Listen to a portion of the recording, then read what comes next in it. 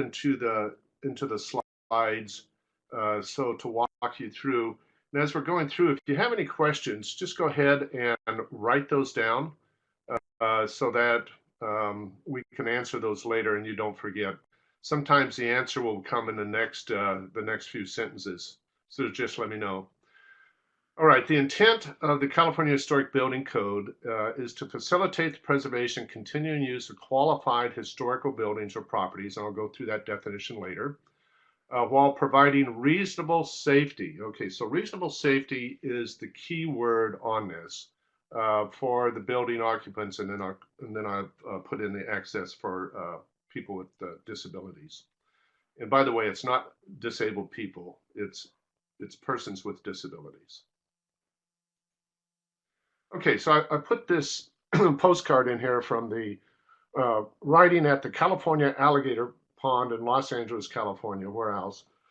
And even though this 4-year-old may be sitting on this alligator, we were all part of the same program many years ago in terms of all the buildings. Even though they may not comply with current code, there is a reasonable amount of how we are going to be managing risk. And since most of the codes are written by several institutions, along with the building officials and architects and engineers and things like that, you also have the League of California Cities and other people that participate in these particular codes.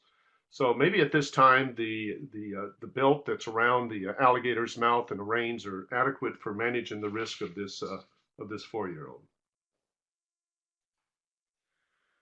Okay, so the section 8 of the purpose, intent, and scope, without reading too much of this in detail, and I'm assuming, John, that this is available to everyone in terms of the download as a PDF. So basically, we can go back and take a look at that. We're looking at qualified historical buildings as a QHB, so we're looking at preserving integrity. Now, one of the things that we did lose recently, a few years ago, is that the provisions of this chapter do not apply to new construction or reconstruction replicas of historical buildings. And this was from the Justice Department. They felt if you're going to do this, is that you can accommodate persons with disabilities easy enough. But it used to apply that if we are doing a reconstructed building that met all the requirements for the Secretary's Interiors and is part of a master plan or a district or whatever else as a contributing structure, then that would be sufficient. All right, just as a very quick overview, so for you folks that may not understand what the California State Historical Building Code is, it was basically Jim Mills from San Diego bringing that in 1973, so it's been around quite a long time. But the key thing to the California Historic Building Code, including for persons with disabilities, is that it's performance-oriented rather than prescriptive. So for instance, prescriptive may be that a door has to be 34 inches clear, so it means we've got to put in a 36-inch door. Well, in fact, we're finding that most of the historic doors are not that width. So again, we're looking at performance-oriented and a lot of stuff that's doing this. The building departments of every city and county shall adopt this code for your use, but it is not mandatory that you use this code. This came from a lawsuit many, many years ago in South Pasadena, where one of the members of the California Historic Building Safety Board tried to insist that one of the owners use it. And so it went to case law, and basically it showed that it is an option for an owner to use these codes. But shall you want to use it, the building departments have to allow you to do it. The regulations have the same authority as state law, which means it has all the protections and liability and everything else that the building officials have in other codes. And also the California Historic Building Code, even though we tend to look at just the code regulations, what we actually find in Part 8, it also involves the administrative statutes as a statewide preservation program. And it also includes all the case appeals that have come and listened through the State Historical Building Safety Board. And most of those are published online.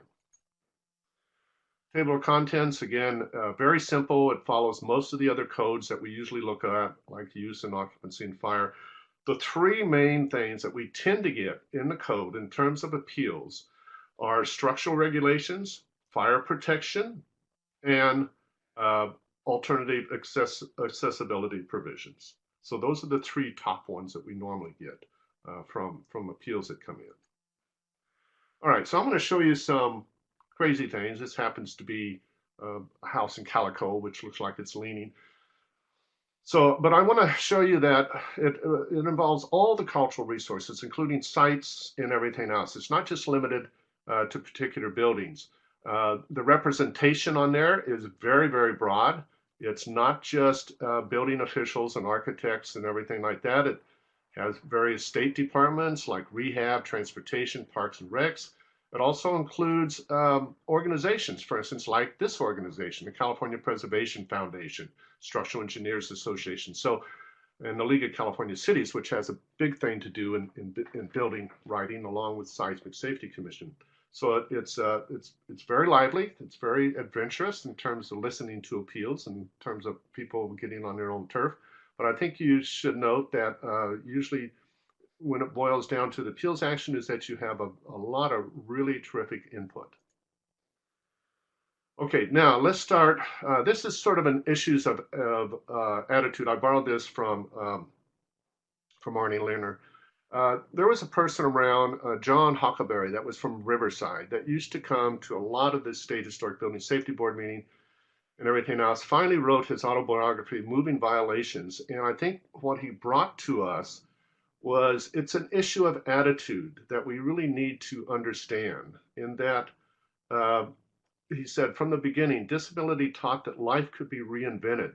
So when we're working on these buildings, we don't want to provide those particular things like lifts, although lifts are okay, that's going to require somebody else to participate. We don't want to have doors that have to be opened by persons with disabilities.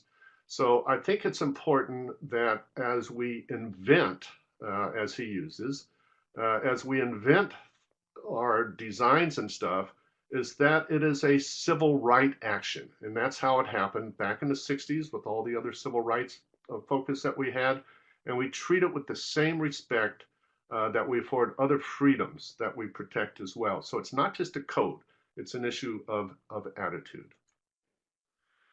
A lot of these meetings and programs that we have, we try to invite people to come in, especially when we're doing any kind of a retrofit for a building.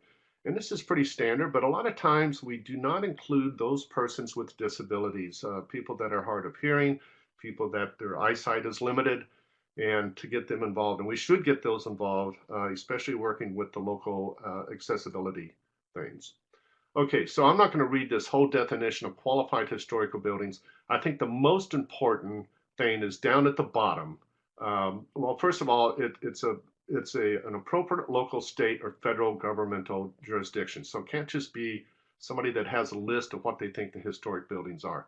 But it involves everything. It's historic interests, it's city and county register, it's inventories, surveys of historical or architectural significant sites, which is really important, especially if it's been authored and reviewed by the Office of Historic Preservation, and places of landmarks. So even a state point of historic interest, which is the entire town of Julian, falls under the use of the California Historic Building Code. All right, it also includes things that perhaps we are not aware of. For instance, the roller coaster at Mission Beach, San Diego. We went through that to have a similar experience with a car, a mock-up of a car. It's actually a real car, but it was put on sort of a movable platform with a video in the front, so a person could get sort of the same feel in the same movement. It also involves health issues. This happens to be Bubblegum Alley in San Luis Obispo. And there is a lot of health issues that's been raised by the locals there on how unique this thing happens to be. It happens to be on their local register. But again, it's protected from being just violently scraped off by health officials. And then also when we do programs, for instance, when we write guidelines for the treatment of historic properties, dealing with disability is very, very important as we kind of focus on those particular resources. For instance, like the USS Recruit, or what they call the USS Never Sail, This is a land-based, used to be a 3/4 size destroyer, and then it was turned into a frigate later on during the Vietnam conflict. And again, classrooms inside, but how do you access to the bridge and everything else in terms of coming up with innovative things? And in some places you just simply can't get because it requires a ladder to go up. So therefore you have to have then a similar experience.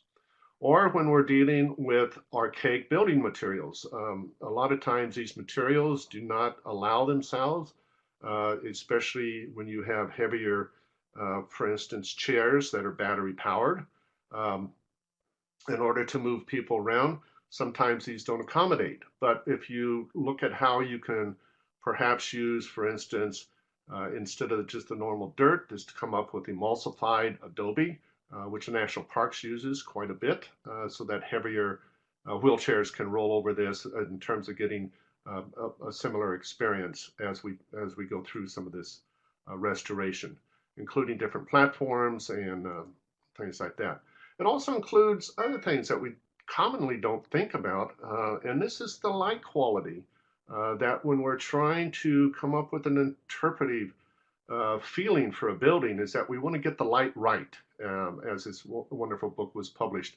So as we look at trying to get the light right, sometimes we're then faced with problems that may be issues that the light quality is not as high as we want. So, or in some cases, the light, for instance, like we have at the Rains House in Rancho Cucamonga, is that the light quality in terms of how we go through and deal with this was really had nothing to do with electrified lights. So every light in here is what we call the oil lamps that were used.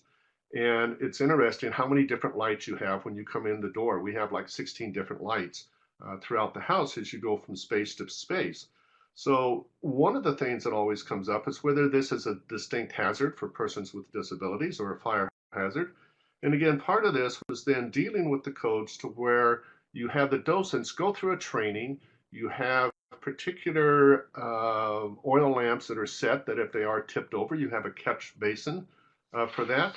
And then to make sure that the firefighters understand that. So even when people are trying to get around the house, say your vision is not as great as it should be, and you knock something over, it's still protected.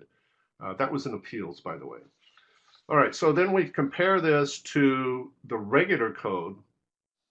The regular code is what we call the normal UBC or the UCBC, the Uniform Code for Building Conservation. And the regular code should be applied to qualified historic buildings unless strict compliance will threaten or destroy the historic significance or character-defining features. Most of the time we focus on character-defining features, stairways, hallways, doorways, that, but it's also historic significance. So in other words, how that particular resource may have been nominated is really important that we look at that. Unreasonable hardship is no longer a cause on that. In terms of the equivalent facilitation, it used to be in the older code, but it's no longer a cause. So it's permitted if the application of the alternative provisions would threaten or destroy the significance and stuff.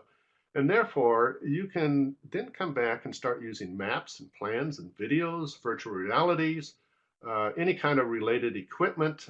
For instance, we had one down at the Davis House, which was the information house for the gas lamp hoarder. There was no way to really get up to a very limited second floor. So a computer with a joystick was there so that, and as well as a listening device, and they had cameras in each room. So a person could sit down there and operate the joystick, talk to their friends that may have to be up there. So at least to a certain extent, the feeling and at least the visuals are the same, rather than just a very simplified different pictures of what you see up there. This was actually an interactive type of way to do it for persons that could not get up the stairs. We also have other equivalent facilities, is that unisex toilets can be on the accessible floors. Unisex toilets are normally geared or areas especially, well, first of all, you can have unisex toilets without having a disability if I think it's 3 or less employees, so you can have a unisex, but you can also have unisex toilets in terms of wherever the interpretive display may be, or if there's some existing toilets, which I'll show you, and you don't want to alter those so much. You can also then have visual presentations, models, and as I mentioned before, some computer assistance. It was the same thing for getting access to Balboa Tower, which had not been accessible since the 1930s following a sudden death. A person unfortunately committed suicide off, so they closed it down. But for the centennial, for the 100th year celebration of the 1915 Panama, California Exposition, worked hard with Steve Farnoff in order to get access to the top of the towers. And we treated this sort of like a Disneyland in a way, to where you had to meet certain physical requirements. And we worked through our accessibility department here in San Diego in order to accommodate that so they could understand it. For instance, when you go and you want to ride at Disneyland, you have to be of a certain height. You cannot be too obese because you're not going to be able to fit in. So we wrote this, we got approval from and buy-in from our accessibility networking folks. And so we were able to celebrate then getting access to the tower.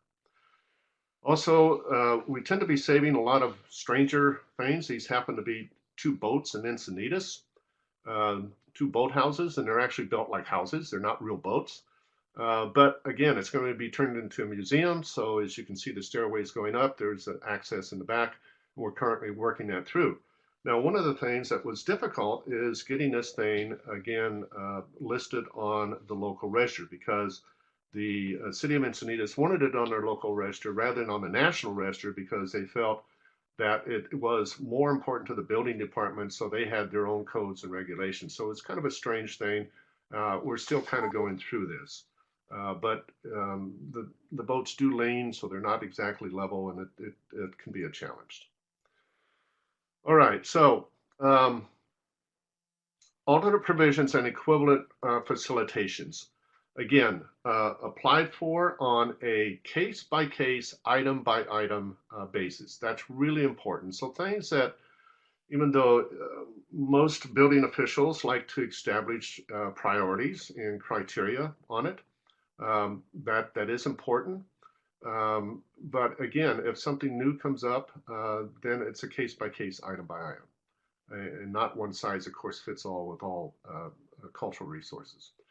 Now, one thing is when you come up with alternative provisions and stuff, and I'll show you a document coming up here, is that the documentation providing and stating the reasons for the alternate provisions has to be maintained on site. And as part of the public record, it is good to send it to the State Historical Building Safety Board. So for equivalent facilitations, substantially equivalent or greater accessibility must be demonstrated, but it allows that freedom. So one of the documents, for instance, was the master plan for Rancho Los Cerritos down in Long Beach. And you'll notice that the red line there is the path of travel. And that path of travel, when you're looking at this, and I'm going to see how this works, basically starts from where you will park, and then you go to accessible restrooms. But as you start getting back into the garden here, you'll notice that the path of travel doesn't necessarily take you down to lower levels. Oops, I think I just screwed up something here. Let me get rid of that line and go back to this guy is what I wanted, wherever he is. There we go. So that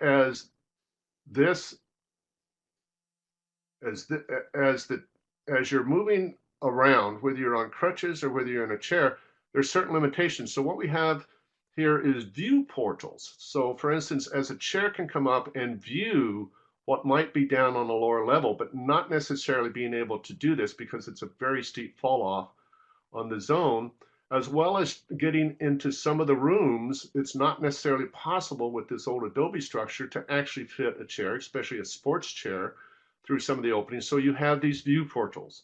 And again, working with the local group in order to come up with this. And then this plan is then on site, and also it's filed with the State Historic Building Safety Board in Sacramento.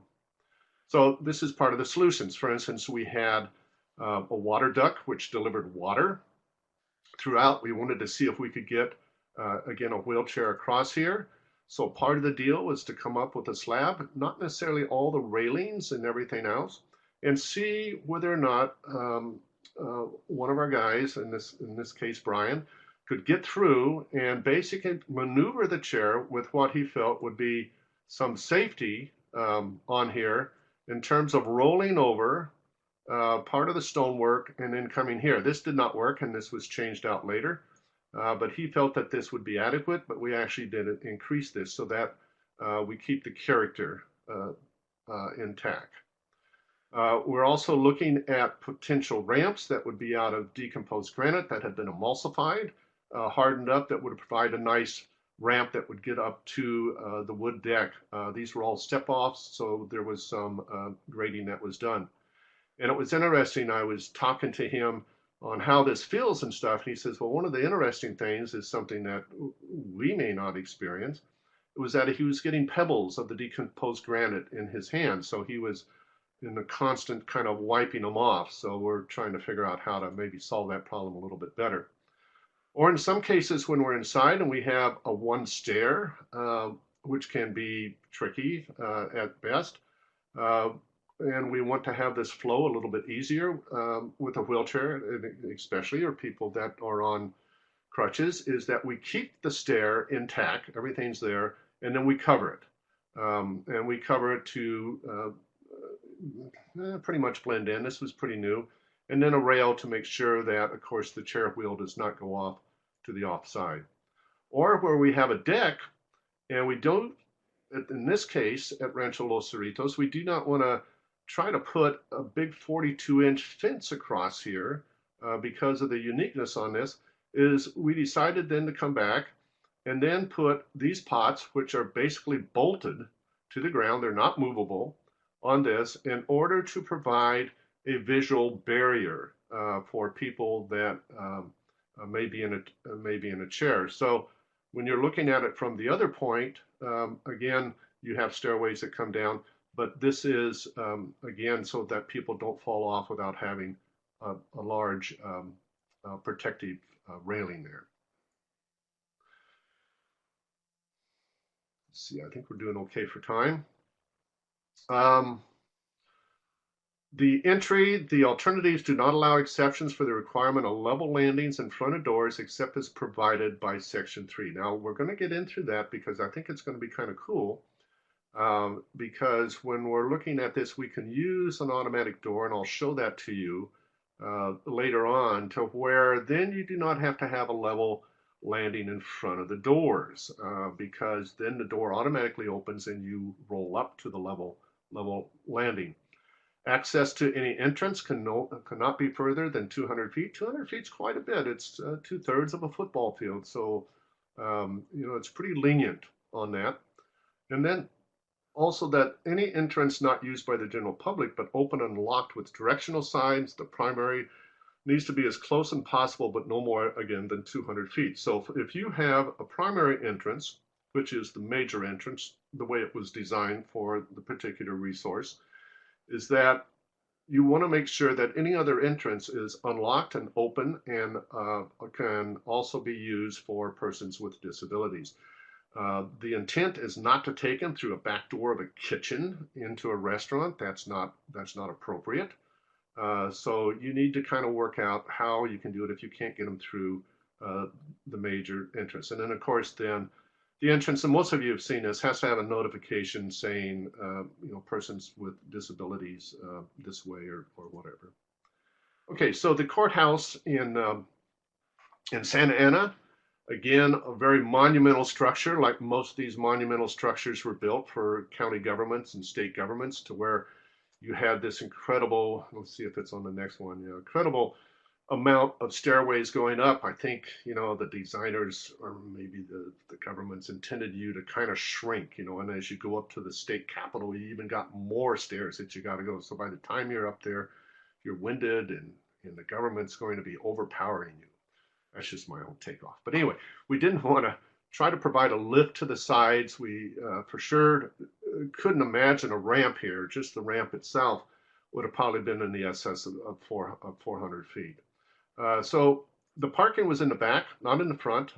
If I go back a couple more, you can see that there is no parking here. This groundwork here that from the postcard from the 30s is pretty much what it is today. So there was no parking in the front, but parking was made in the rear. So we provided then a secondary door down below with a ramp that would take you down there. And again, an automatic opening door. And then it would take you into where the lift and stuff was for the interior. So I'm going to come back to the lift, but let's just talk about the doors. And again, we're looking at performance oriented. In some cases, a single leaf door needs to provide 30 inches of clear opening, or also 29.5 inches of clear opening. Now you say, well, gee, what's the deal here? It's a half-inch difference. Well, we're finding that some of the doors that were 30 inches only provided 29.5 inches. So we basically went ahead and rewrote that in. And then also a double door, one leaf, which provides the 29.5 inches. Or double doors operated with power assistance to provide 29.5 inches of clear opening with both doors in open position, which really means that each door is only about 15 inches wide, and sometimes this works real well. In most cases, we'll have one door. So now, if you have a sports chair, though, you may not be able to work it in with 30 inches, so you're going to have alternative solutions. So therefore, for instance, this door that goes into one of the restrooms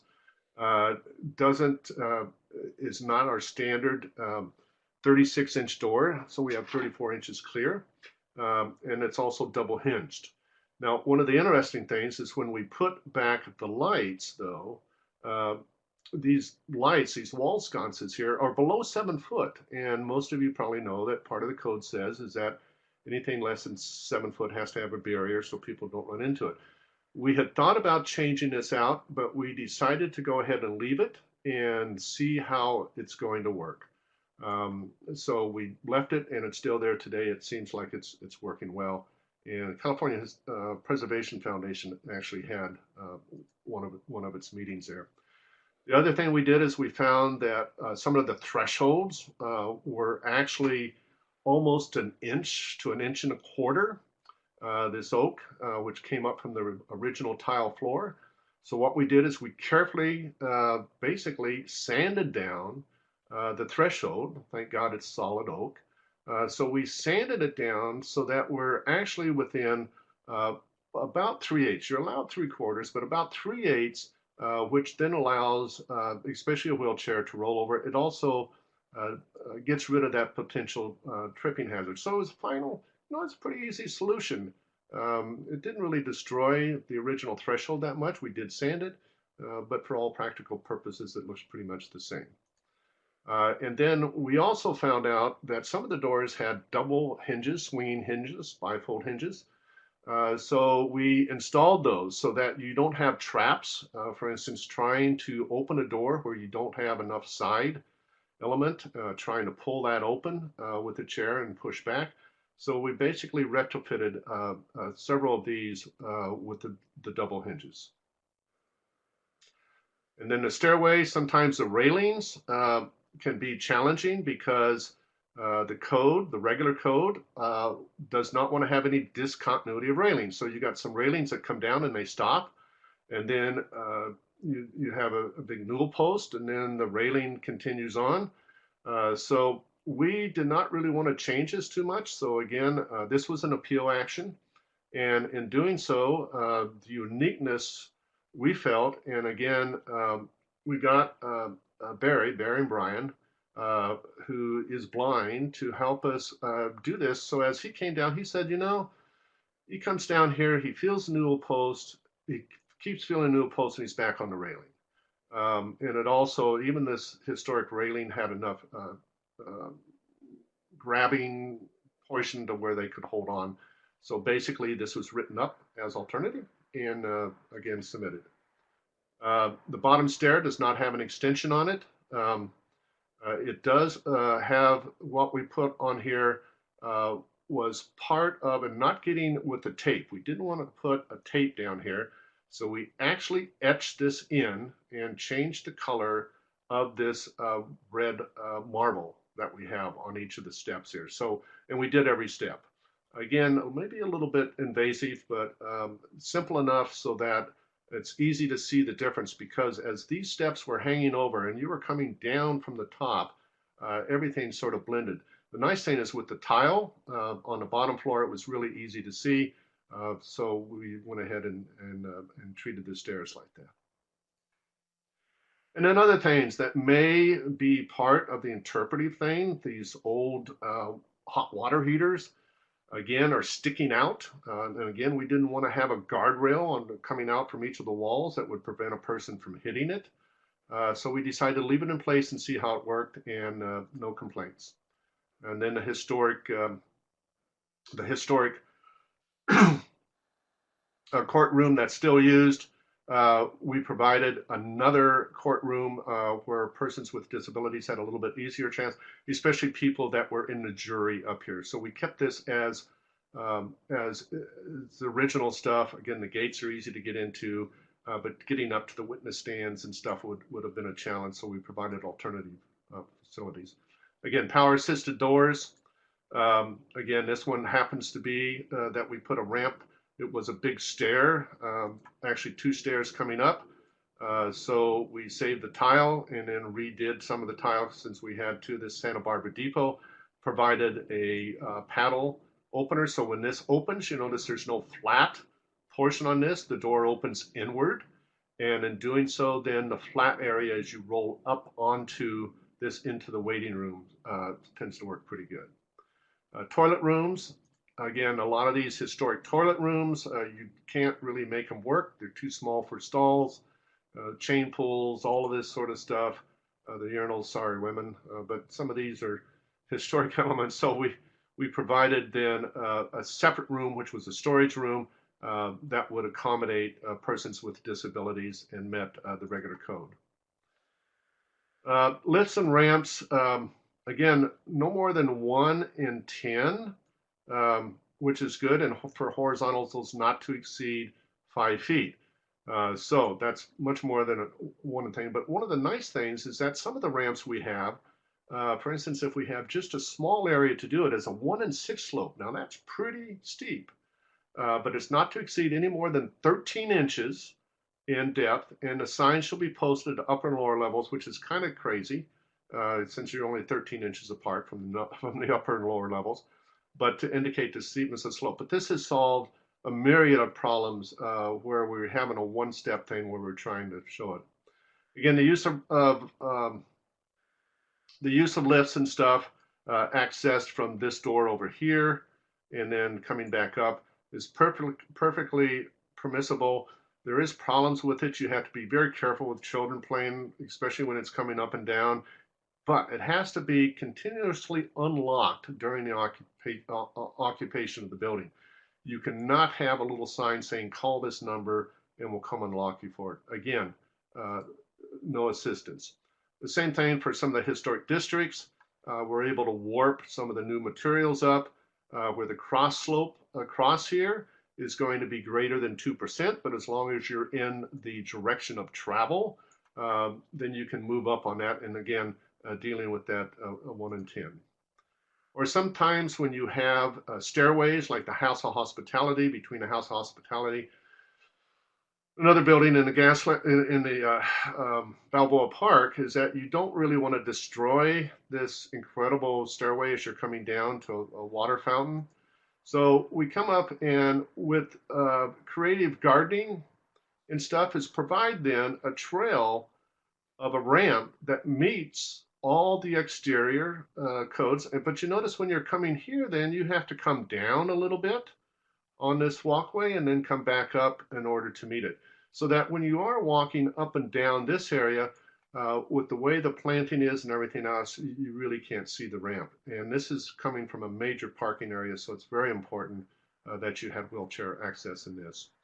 Okay, so I'm going to finish up with the last one because this was a case in downtown San Diego in which Ernie Hahn, which was a developer, was coming down and going to build Horton Plaza, and they wanted to take the Horton Plaza, which was an Irving Gill built in 1910 to celebrate the opening of the U.S. Grant Hotel across the street, and it was a gift to the people. And there was a gigantic move to rip this thing off and move it over to the shopping center and stuff. And one of the criteria that came from the building department was that the stone, all of the stonework was wet, it was slippery, kind of disregard what it looks like because it's all ran down now before it was restored. But one of the interesting things is when you start doing some research, all of a sudden, I'm looking at some of these postcards and I'm noticing that some of the spray is really high up on some of this. And then some of the sprays, in terms of some of the pictures, you don't even see the spray at all. So then a little bit of research, and in the library in San Diego found one of Gill's original drawings to where he was noting, since this was the first electric fountain in the US, and everybody stood across the street when they threw the switch, I can imagine, in 1910. But at the top here, way at the top was a little aerator that he had actually designed in there to when the wind was blowing, the spray would go down and sometimes go to nothing. And when the wind was not blowing, it would come back up. So we basically reinstalled that on there to prevent any kind of overspill and slipperies in here. So the little aerators on there, and it tended to work just fine. So sometimes when you do your research in these cultural resources, is that you'll find that there are things that have been left out, and that when you go back and find that the designer was actually thinking of how to satisfy some of these requirements, and especially in this case with people slipping on it on the surface, is that there was already a solution. You just have to come back and reuse it or reinvent it. So I'm going to end with this slide here.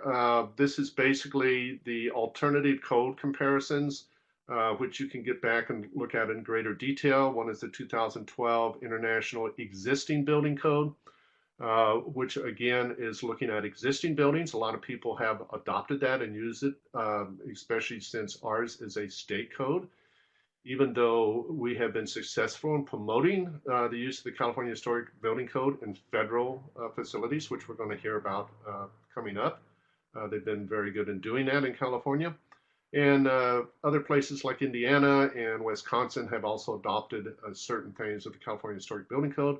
But in fact, a lot of that is written, a lot of California Historic Building Code is written into the International Existing Building Code. So it's good to kind of use both of these codes. It works well. The problem with the IEBC is focuses mostly on buildings and structures. There is a historic report that's mandatory. And again, a lot of it relies on more active protection on it as well. So if you're interested on that, we can provide some other information to California Preservation Foundation. We can deal with that. So anyway, this is the closing comments. The continued use will remain familiar and retain most of the important provisions. It seems to have stood the test of time since the late 70s. The provisions linked to the ADA standards may be less lenient. Again, we have to go through the Department of Justice on this. It is a Civil Rights Act. And again, building officials do not do ADA. They do what their particular building code is. For ours, it's Division 8. And more specific exceptions may make it more difficult for unusual conditions common in historic preservation. And then we also encourage the adoption of the IEBC in addition to the International Building Code as well. And I think that would then protect historic buildings pretty well. So thank you very much. Thank you, Wayne, and your timing was impeccable. So thank you so much. What we'll do now is move over to the second set of slides, so it should be pretty much immediate here. And I believe either Jane or Ruchira will be starting off here, so feel free to unmute yourself and we'll continue on. Okay, thank you. So I'll be speaking about, there'll be two case studies that we're going to talk about. One is the 50 United Nations Plaza, and the second is California Memorial Stadium. I'll be presenting the 50 UN Plaza project, and Frederick Knapp will present California Memorial Stadium. Jane Lehman will be here to assist me to answer any particular questions about the UN Plaza project. And with that, we'll begin.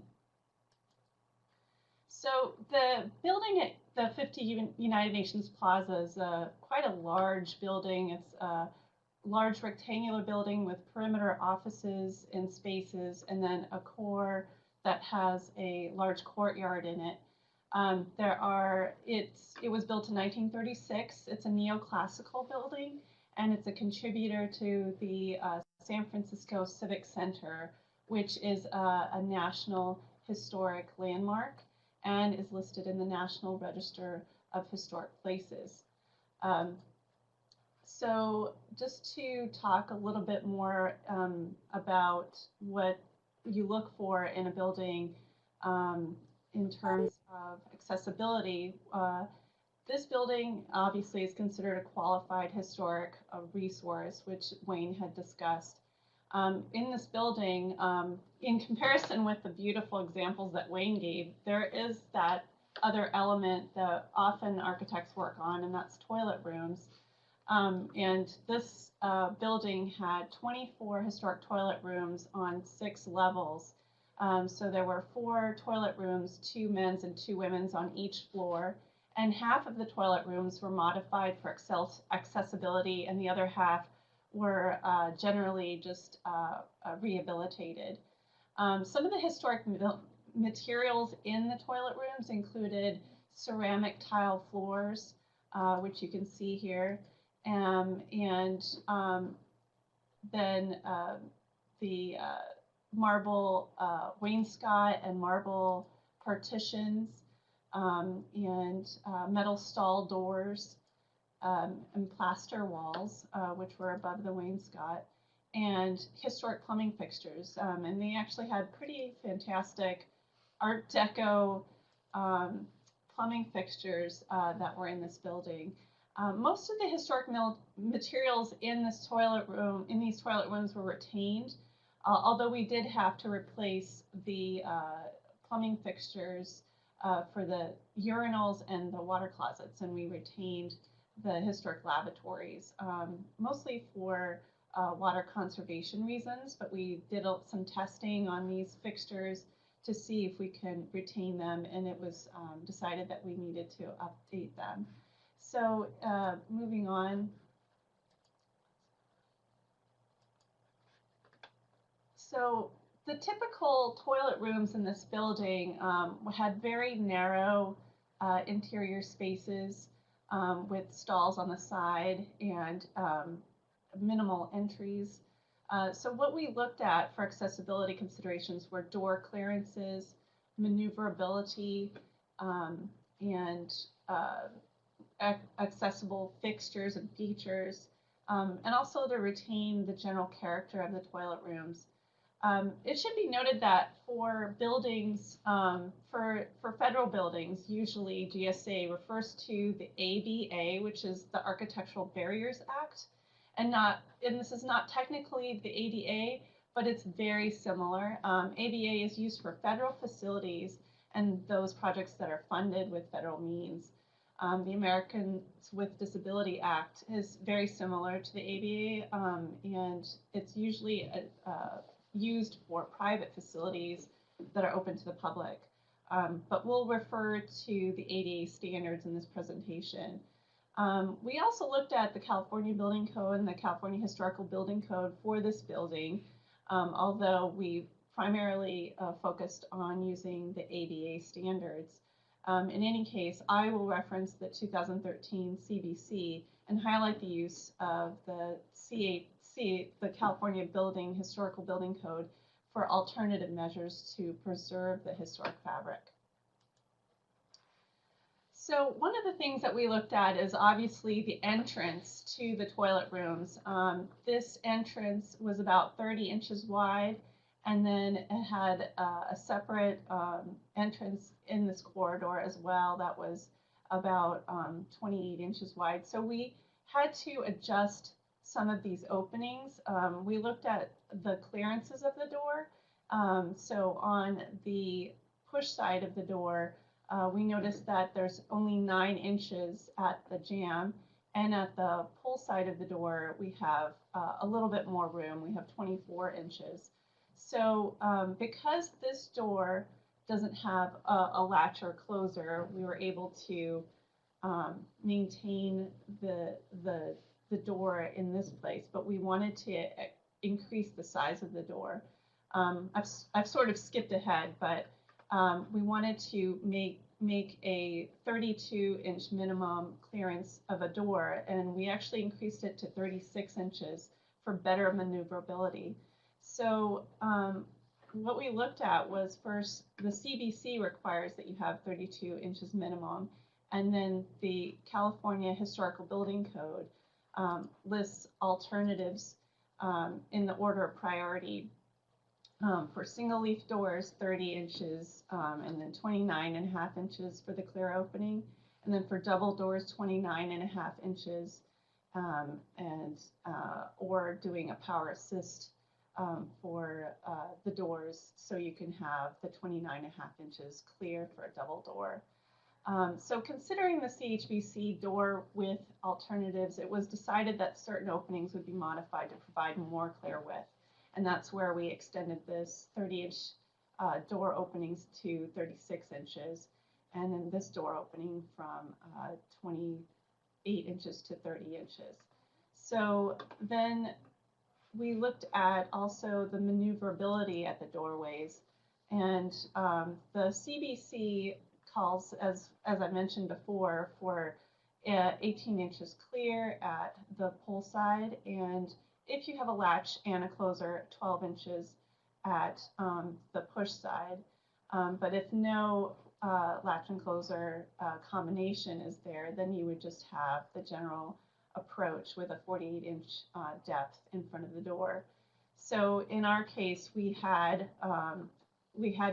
only a closer and not a latch, so we were okay with the 9 inches. And then at the strike side on the pull side, we had 24 inches at least, so we were safe on that side. But we wanted to make it more maneuverable because of the door weight of the door and the operation forces. So we added a door operator to this door so that people had an easier time entering and exiting the restroom. So applying the CHBC, we were able to use the power assisted door alternative to alleviate the door opening forces for better maneuverability and access to the toilet rooms. Now, the toilet compartments are always something that are very restrictive in historic buildings. And so in the CBC, and anyone that's looked at the previous versions of the CBC knows that it was actually even a larger stall was required. And now they've kind of worked in some of the ADA requirements, but also CBC has requirements to extend in front of the toilet 48 inches minimum. So although the minimum clearances match very similarly to the ADA requirements, there is an extension of the depth of the stall that is required in the CBC. So looking at the CHBC, section 8603.1, alternative minimum standards, the alternative minimum standards for alterations of qualified historic buildings or facilities are contained in section 4.1.7, part 3 of ADA standards for accessible design as incorporated in 28 CFR part 36. So when you go to that excerpt from the ADA standards, you find that there are historic preservation minimum requirements. And if part of that is if toilets are provided, then at least one toilet facility must comply with 4.22. And then we reference that section. And for water closets, at least one shall be a standard stall complying with 4.17. And then they provide a figure that you can work off of. So generally, you would have 56 inches minimum if it was a wall-mounted water closet, and then 59 inches if it was a floor-mounted water closet. So it gives a little bit more flexibility in restricted spaces to have a more concise stall size with a 32-inch minimum clear doorway. So in applying this to our situation, we can see that we had to remove one of the standard stall partitions between stalls, remove the additional toilet that was there, and provide a toilet on the one side of the stall. And we were able to increase the stall width, and the depth itself was adequate according to that diagram that we saw in the previous slide. We had to adjust the marble partitions so that we could have a 32-inch clear opening, and also reconstruct in the typical manner that they had in these restrooms. So applying the CHBC alternative minimum standards allows for the provision of an accessible stall without drastic losses in historic fabric in an already confined space. With the removal of an intermediate stall partition, the typical stall is increased to provide an accessible stall, which complies with the alternative minimum standards. In addition, the historic outline of the stalls and maneuverability outside the stalls and the character of the overall space is retained. Just to summarize, the items that we had modified were the door opening widths and providing door operators for the door so there was easy access into the space. We adjusted the doorways in elevation, obviously using the typical marble details that were in the restroom, and adjusted the stall sizes with typical marble details by increasing the stall size and adjusting the opening. In addition to that, we also provided new urinals with a minimum height for persons with disabilities for at least one of the fixtures. And we also lowered the height of the existing lavatories to comply with the typical standards.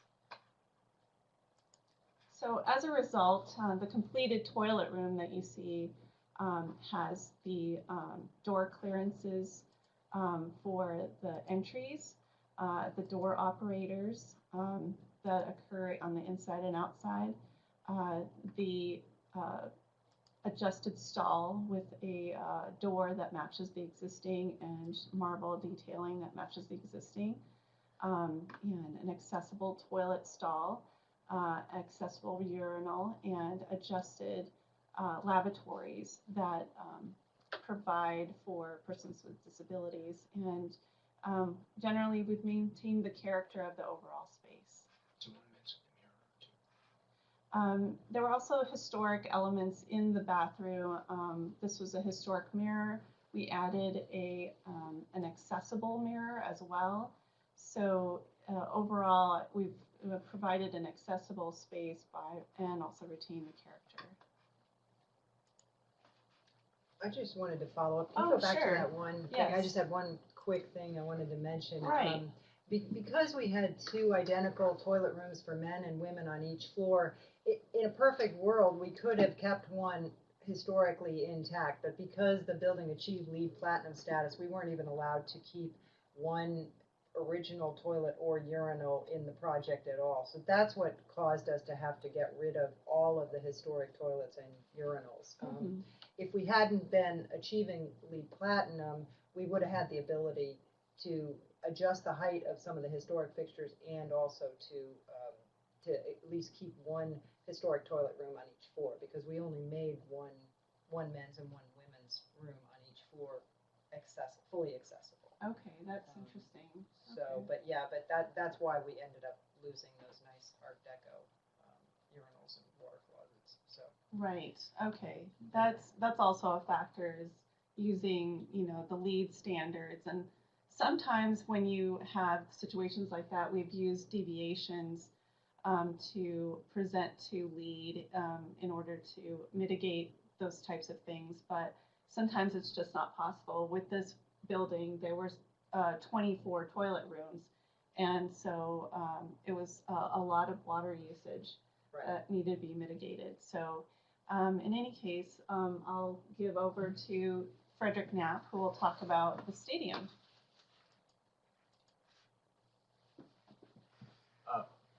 Most of you are probably familiar with California Memorial Stadium at UC Berkeley. It was built in 1922, designed by John Galen Howard, the architect who designed the majority of the historically significant buildings on the campus, starting around the turn of the 20th century. And as you may have heard, the Hayward Fault literally bisects the stadium, and the original stadium is a amphitheater on its east side, which you see in the right-hand side of just like that, here. And then it's a coliseum 60 feet higher than grade on the west side. It was rated seismically poor, and there was a big push to do something about it after the 1989 earthquake occurred, when Candlestick Park was fully occupied for a World Series game. So the project that we're talking about here involved demolishing most of the interior of the bowl of the stadium, which you saw in the opening slide of our presentation, bracing the exterior wall, and then rebuilding a new bowl that matches the form of the original bowl, but has all new construction facilities underneath it. This meant that all the facilities under the bowl were conformed to the current code, because it was just perfectly easy to do, and everything there is accessible. But it was a little bit more complicated when it came to the bowl itself.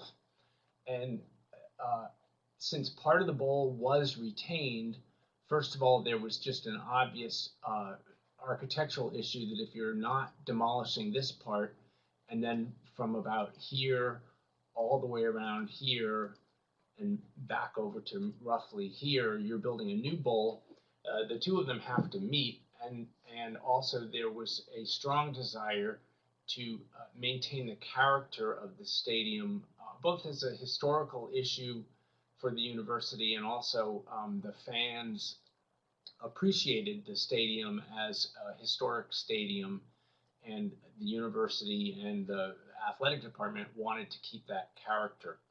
So the question was that we're going to talk about here, in what ways could the bowl be made accessible according to the current code?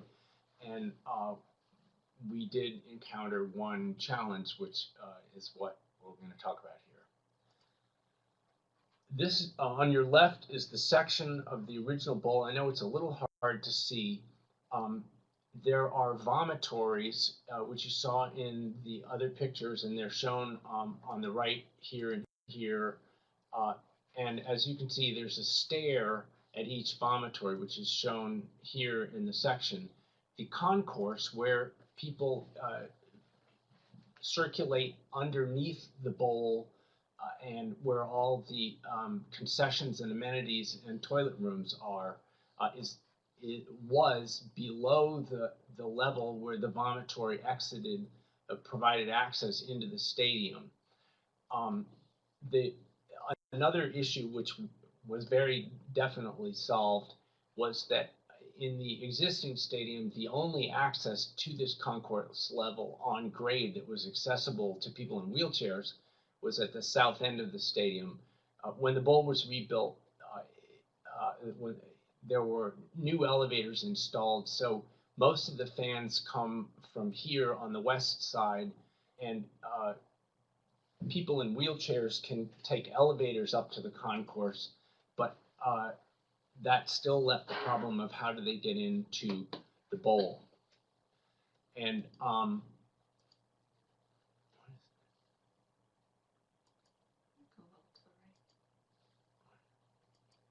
there, okay. And one thing I should say parenthetically was the existing accessible seating in the bowl was limited before the renovation to some platforms that had been added on the east side where the top of the rim of the bowl is at grade. That meant that all people in wheelchairs had to sit in this one area. There was no choice. And although there were before the renovation and still are some concessions rimming the stadium, the majority of them were never up there. So it was a real limitation for people with disabilities, people in wheelchairs.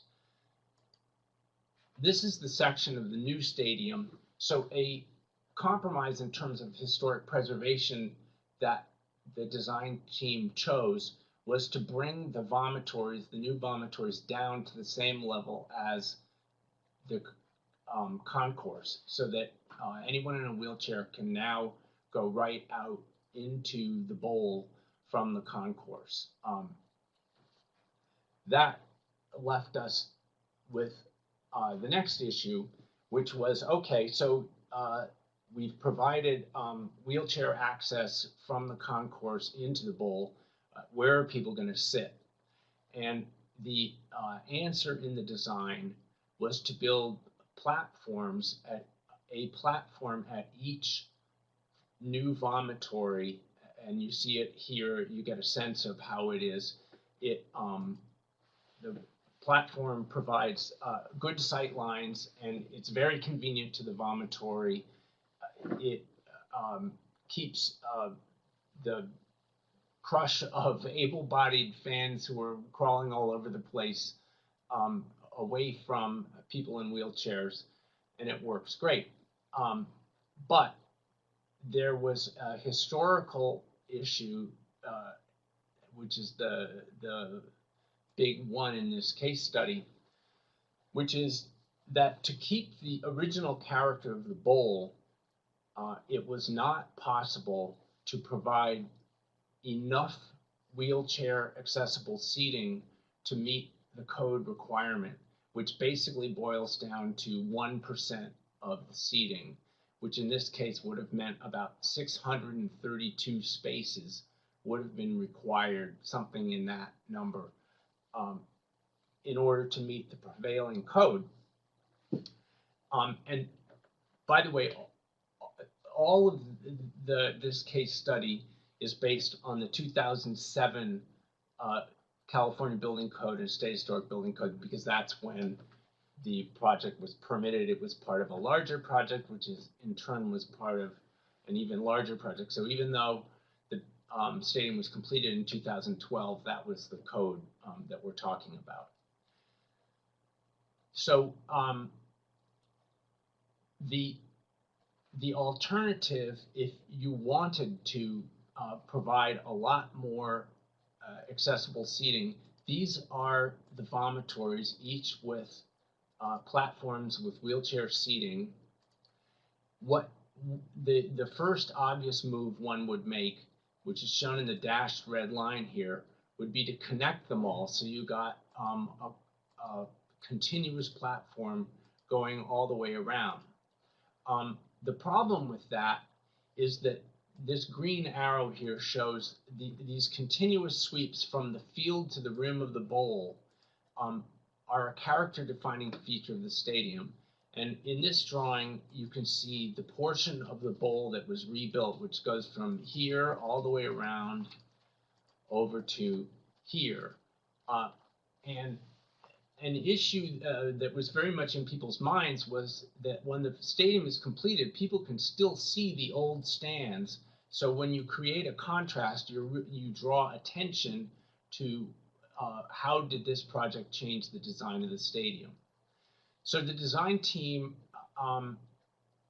studied how could it get the full 1% and found that it was just too disruptive of the basic character of the stadium, and went to DSA, Department of State Architect, and said, this is Soldier Field, which is kind of an easy whipping boy when you're trying to do a historic stadium project, to hold that up as a specter of losing the character of a stadium. We went to Department of State Architect, and we had previously gone to the Office of Historic Preservation about the whole project, so they were well aware of the project and never objected to the project. And we'll go quickly through here. You can look in more detail later if you want. DSA went through all the regulations that apply. The initial ones, they're just citing what the requirements are. And they noted that the CBC, it defines technically infeasible and what's an unreasonable hardship. This is the 2007 CBC equivalent facilitation. And then the California Administrative Code here, section 4-304, says DSA may grant modifications for individual cases where special individual reason makes the strict letter of the code impractical. And that was DSA's determination in approving the proposed design for the stadium. And so here's the outcome. You see above, this is the stadium before the project occurred, and this is the stadium after.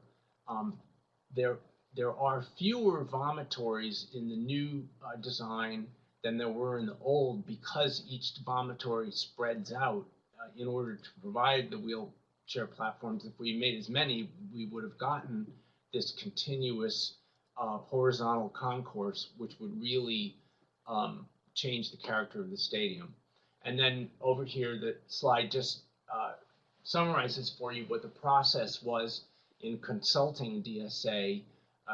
You do have to provide documentation. You have to show that you've studied the character defining features of your property.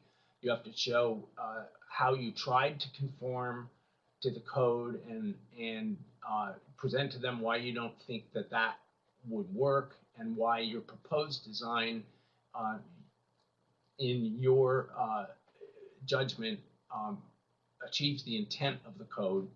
And after going through all that, DSA approved this design and said, you can build the stadium this way. So that's the end of our presentation.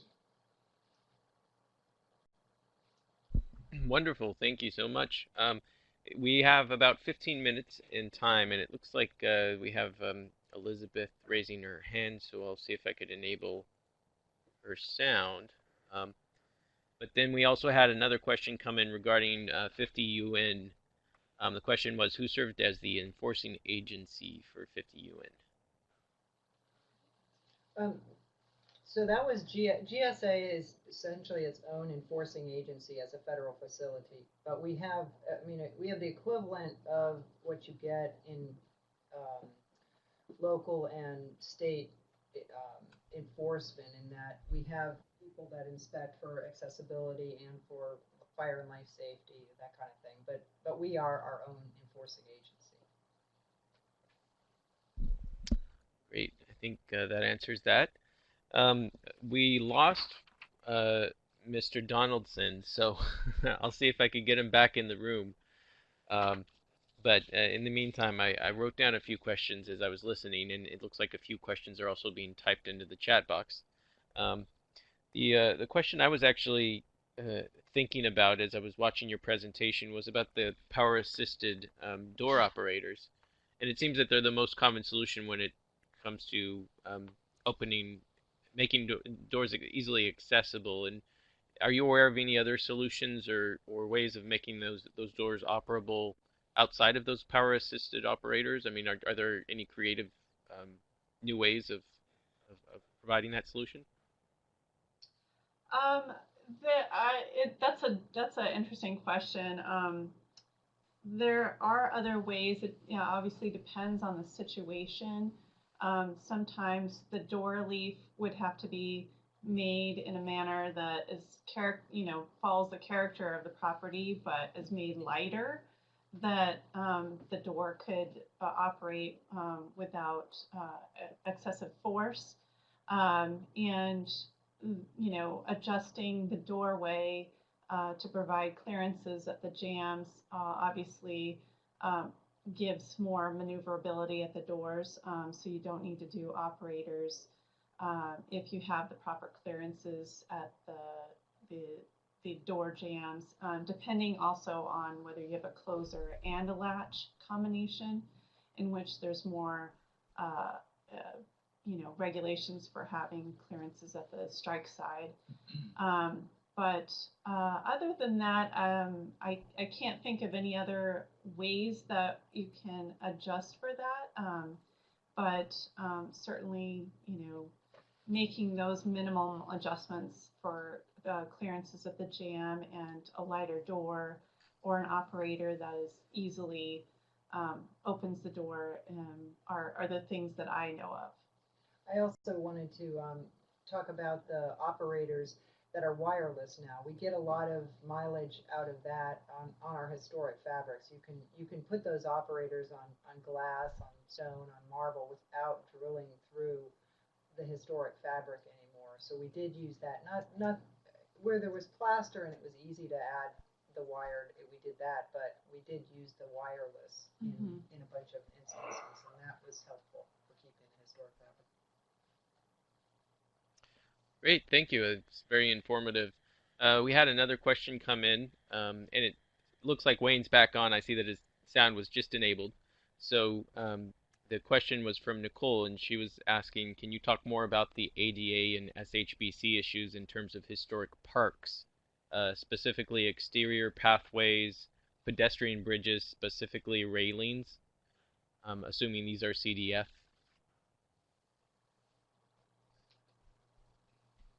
Sure. Do you want me or who? Yeah, we could start with you. Okay. Well, again, historic sites are covered, and generally the railings that we're looking at for most of these bridges and stuff are right around 34 inches rather than the 42, which seems to be adequate. Sometimes we've had to add a piece on top of the existing railing to where we don't blend it in too much. And in some cases, for instance, like the railing that was at the Balboa Tower in Balboa Park, actually came in about 39 inches or so, almost 40 inches. So we decided to actually divorce the bottom rails, the vertical points, and keep all the historic rail and raise it up 5 inches in order to comply with the 42 inches, because we didn't want to have another episode there. So we decided to go to the full 42. But other places have kept most of their historic railing. I think the tricky thing with historic sites is the grade and the material that needs to be accessible, especially with chairs that are battery operated, because they're extremely large and their wheels will dig in. We have been successful, of course, with the Tundra tires for beach access. These are real big inflatable tires where people can actually go onto the beach and enjoy that. So I think each site presents its own thing. I know that the National Park Service has been very instrumental in getting their trails accessible as well, again, using emulsified decomposed granite, which is very similar to a concrete once it's done, but it can erode away with heavy rainstorms and stuff like that. It needs to be repaired. Okay, and maybe a follow-up question for you as well is how many are you aware of how many appeals come through the State Historic Safety Board um, in regards to accessibility? Yeah, not as many as it used to. I would say that probably accessibility outside of structural and fire. I think structural was probably first, and then accessibility was second, fire third. Generally, the cases that would come in would probably be we meet four times a year, and generally we were getting probably 2 or 3 per meeting. Now it's very seldom that we meet as a group. We always tied in with the California Preservation Foundation, which is coming up in April, their annual conference. But in most cases, everything is now generally handled by staff. Most of the building officials, at least in the larger municipalities, are very familiar with the code and know how to implement it. So very few of that's happening. I think what we're going to do, though, is for our next rewrite, is try to come back and convince the Department of Justice to go back the way it was for reconstructed buildings on the basis that we're going to reconstruct them, but as we're going through those is how we would retrofit those in order to comply with the California Historic Building Code, because that was just a great saver for a lot of these that had to be reconstructed, even the ones where you have a massive restoration, where you're providing wings that have been missing and stuff like that, especially with our older buildings. So anyway, and especially since it's one of the 4 treatments, reconstructed buildings is for the Secretary's Interior's treatments for historic buildings.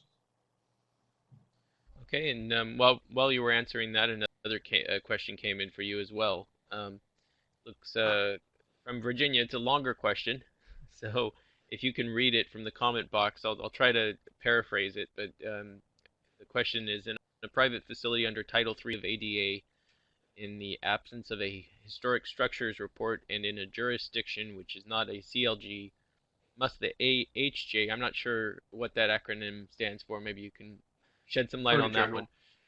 Okay. Attorney General. Consult with the OHP to determine if a regular code compliance would threaten or destroy a character-defining feature. CBC allows the AHJ to make that determination, but a prominent California accessibility specialist has opined that ADA requires consultation with the OHP if the jurisdiction is not a CLG. That's a lot of acronyms, but maybe you can help answer that. Well, it's interesting that the prominent person has opined that, because, first of all, it doesn't make any difference whether the jurisdiction is a certified local government or not. Again, it's a state code, and it basically, if you're looking at, let me go back and read this. You don't need to have a historic structures report. That's not necessary. And you don't have to have a certified local government. So I think maybe they're not looking at it correctly, because the way that the code allows is that a building official can make these determinations, and as long as they're recorded correctly and entered in, usually that is enough to qualify for whoever the owner is, whether it happens to be public or private, has basically done their diligence on that. It's interesting that, again, we want to make sure that we're not confusing Americans with Disability Act, which is a civil rights act, compared to the particular codes that are written for the state and counties and cities, because they have adopted many of the areas in ADA, but that's really a federal exercise. So, and most of the people will not do that because they don't want to exercise the Civil Rights Act, which is again another another jurisdiction. So I'm not sure if I fully understand the question, but it also applies, of course, to commercial structures as well. In fact, there was one, I think, in the code itself where it says, for commercial facilities and places of public accommodation Title III entities. Equivalent facilitation for an element of a building or property when applied as a waiver of an ADA accessibility requirement will not be entitled to the Federal Department of Justice certification of this code as rebuttable evidence of compliance for that element. Now, I'm not sure if you kind of get the gist of that, but again, part of the ADA accessibility, you're not going to be entitled by the Department of Justice unless it's rebuttable evidence of compliance. So, but if it does comply close enough, then it's fine for Title III entities. Okay. I'm going to leave time for at least one more question, if there is one. We have about 4 minutes remaining. And to clarify for the people that are dialed in on the telephone line, in order to unmute yourself, you just press *6, and you're welcome to speak up and ask your question in person. For the remainder of the people, I've tried to enable sound for some of you, but if the sound isn't working, the best thing to do is just to type it in the chat box. So we'll wait around another 20-30 seconds. And by the way, that Irving Gill fountain just was incredible. It's amazing what went into designing that. It looks like it was a pretty complex contraption. Hi, this is Troy Perry with Spectra Company. Oh, hi, Troy. Yep. Hi. Hey, I actually have a question. I'm doing a project in Orange, and it's 3 buildings that it started out in the late 1800s, and it was a URM building. And over the next 30 years or so, they expanded upon these 3 buildings and basically added another length to each building, added another shop. The path of travel we have comes in at the far end of the building, and in order to make it all the way through, the levels of the floors all vary by about 2 inches. And so we don't want to slope the entire thing. Would it be possible, I know, Wayne, you had said that you can do a ramp as long as it's less than 13 inches in run, it can be a 1 to 6. Are you allowed to do that at 2 separate locations to where your main path of travel would be, I guess, made accessible through a 2-inch ramp that was 12 inches long? Yeah, you can do that as long as it doesn't exceed a 1 6 slope, which is pretty steep. And again, you have to have a sign posted at the upper and lower levels to indicate the steepness of the slope. That's the way the code reads. Okay. Okay. And that's very interesting. Okay. Yeah, we've been trying to figure out how to solve that. The signage is kind of screwy, especially when you consider that you're going to have 2 signs that are 13 inches apart, but that's kind of the way it reads. Right. Well, I'll leave it to the architect to figure that part out. Remember, the signs have to be compliant as well, of course. Yeah, tactile and so on and so forth. Thank you. Okay, I'm going to close out unless there's one final question. I'll give somebody a last chance. If not, I will move over to the evaluation, and I do encourage everybody to fill that out. It allows us to offer you the programs that you're looking for, and also to give feedback to the speakers, who all had wonderful presentations today. So thank you all for your time. We have a great group of speakers here who worked on some amazing projects, so we're happy to have them. Let me say one thing more as well, John, is I do want to remind everybody that there is an appeal process, which is very important. And my recommendation is if you go into appeal, is make sure that your AHJ or your building official or whoever else is partners with you in going into the appeal. And again, the appeal can be done by any interested party on it. It doesn't have to be the owner or a person that is using the building or CPF or CLG or certified local government or anything like that. It can be a person that has interest into it. Great. Thank you for emphasizing that. I think it's pretty clear from the presentations today that that there's a process that can help, and also a reminder that the State Historic Safety Board does also meet at our conference this year, as Wayne mentioned. So do encourage you to attend and make it. The meeting is happening on, is it Monday? But the remainder of the conference happens the 17th through the 20th.